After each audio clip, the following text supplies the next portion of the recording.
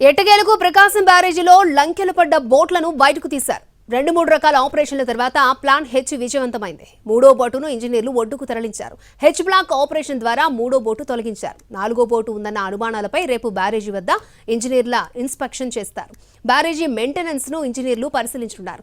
గేట్లు, చైన్ లింకులు, hoist, counter వెయిట్ల life check చేయనున్నారు.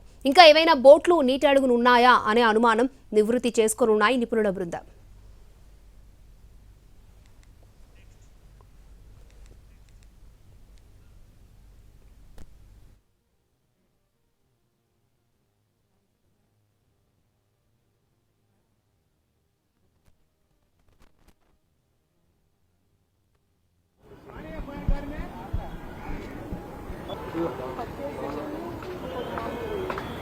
Boat boat